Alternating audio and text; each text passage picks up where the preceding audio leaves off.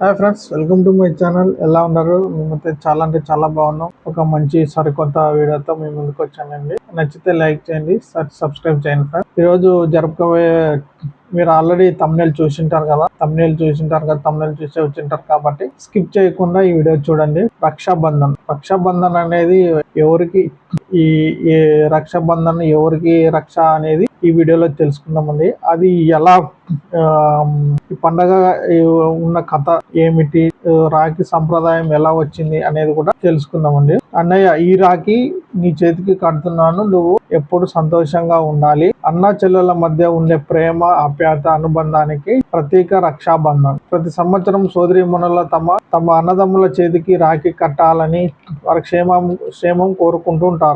అన్నదమ్ములు కూడా వాళ్ళ సోదరీమణులు కూడా బాగుండాలని చాలా మంది రక్షాబంధన్ జరుపుకుంటారు. రాఖీ కట్టే సంప్రదాయం ఎలా వచ్చింది, దానికి రక్షాబంధన్ వెనుకలో ఉన్న కథలు ఏంటివి, ఈ వీడియోలో కొన్ని విషయాలు తెలుసుకుందామండి.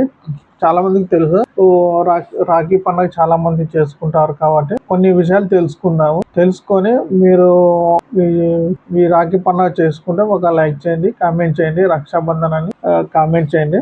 ఫస్ట్ రక్షాబంధన్ అంటే ఏమిటి తెలుసుకుందాం. రక్షాబంధన్ అనే పదంలో ఒక అర్థం ఉంది. రక్ష అంటే కాపాడడం, బంధన్ అంటే బంధం, అంటే రక్షణకు సంబంధించిన పవిత్ర బంధం అని అర్థం అనమాట. సాధారణంగా ఈ రోజు సోదరి తన అన్న లేదా తమ్ముడికి చేతికి రాఖీ కడుతుంది. అనంతరం హారతి ఇచ్చి స్వీట్లు కూడా తినిపిస్తుంది. అన్న కూడా తన సోదరిమణులకు బహుమతులు ఇచ్చి ఆమెకు ఎల్లప్పుడూ అన్నగా నిలుస్తానని కోరుకుంటాడు. అయితే రక్షాబంధనం కేవలం రాఖీ కట్టడమే, బహుమతులు ఇచ్చుకోవడం మాత్రమే కాదు. ఇది అన్నా చెల్లెల మధ్య ప్రేమ, నమ్మకాన్ని, ఆప్యాయతను గుర్తు చేస్తుంది అనమాట. రక్షాబంధన్ అంటే, ఆ రక్షాబంధన్ వెనక ఉన్న కథలు కొన్ని తెలుసుకుందామండి. రక్షాబంధన్ కు సంబంధించి భారతీయ సంప్రదాయాలలో అనేక కథలు ప్రచారంలో ఉన్నాయి. అందులో ప్రసిద్ధమైన కథలలో ఒకటి శ్రీకృష్ణుడు ద్రౌపదికి సంబంధించిన ఒక సందర్భాల్లో శ్రీకృష్ణుడు చేతికి గాయం అయిందని, ద్రౌపది తన చీర కొంగులోని ఒక ముక్కను చింపి ఆయన చేతికి కట్టిందని మహాభారతానికి సంబంధించిన ప్రసిద్ధి కథనం చెబుతుంది. ద్రౌపది చూపించిన ఆప్యాయతను శ్రీకృష్ణుడు ఆమెను ఎల్లప్పుడూ రక్షిస్తాననే భావాన్ని వ్యక్తం చేస్తానని ఒక కథనం. ఇది మనకు ఒక విషయం చెబుతుంది. రక్షణ అనేది కేవలం రక్షా సంబంధం వల్లే కాదు, ప్రేమ, నమ్మకం వల్ల కూడా ఏర్పడుతుంది. ఇంకో ప్రసిద్ధి కథ రాజా బలి మరియు లక్ష్మీదేవికి సంబంధించినది. విష్ణుమూర్తి రాజా బలి దగ్గర ఉన్న సమయంలో లక్ష్మీదేవి బలికి రాఖీ కట్టిందని పురాతన కథనం చెబుతుంది. ఇది రెండోది. అందుకే రక్షణ బంధనకు సంబంధించిన కథలు చాలా భారతీయ సంస్కృతిలో ప్రేమ, విశ్వాసం, రక్షణ అనే విలువలను ప్రతిబంధిస్తాయి ఉన్న కథలు అవి.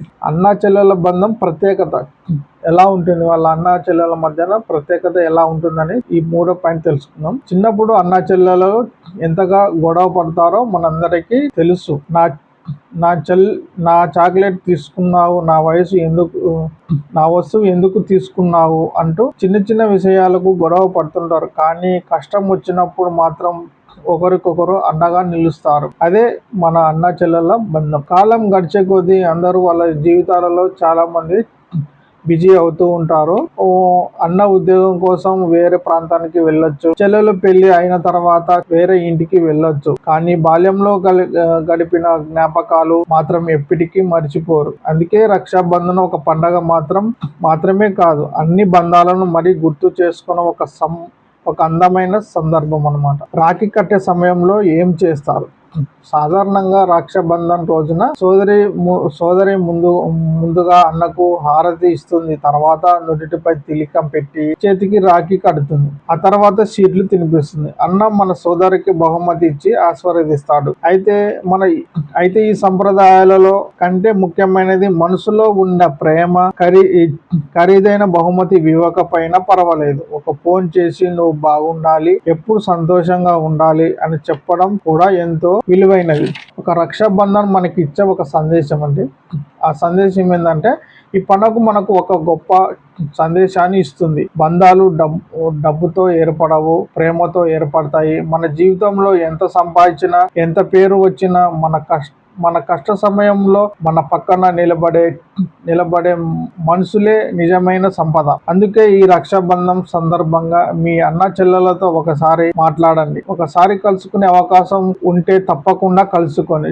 ఎందుకంటే డబ్బు తిరిగి సంపాదించుకోవచ్చు, కానీ గడిచిపోయిన సమయాన్ని తిరిగి తీసుకోరాలేం. ఈ రక్ష సందర్భంగా ఉన్న అన్న తన సోదరికి నీకు ఏ కష్టం వచ్చినా నేను నీకు అండగా ఉంటానని చెప్పాలి. ప్రతి చెల్లెలు కూడా అన్నయ్య నువ్వు ఎప్పుడు సంతోషంగా ఉండాలని మనస్ఫూర్తిగా కోరుకోవాలి అనే రక్షాబంధన్ అసలైన బంధం. వీడియో చూస్తున్న ప్రతి ఒక్కరికి రక్షాబంధన్ అందరికీ రక్షాబంధన్ శుభాకాంక్షలు అండి. చాలా మంది చెప్పాను కదా, ప్రతిదీ చెప్పాను కదా, పిల్లలు ఎప్పుడు చిన్నప్పటి నుంచి మనము ఏదో గొడవ పడుతుంటాం కాబట్టి ఈ లాస్ట్ కి వచ్చే సమయంలో అన్నదమ్ములకు కూడా ఒక పండగ పెట్టాడు. ఈ 365 రోజుల్లో ఒక రోజు అన్నదమ్ములకు పండగ పెట్టాడు కాబట్టి ఆ పండగ రోజైనా ఎంత బిజీ ఉన్నా కూడా కలిసండి, రక్షాబంధన్ జరుపుకోండి.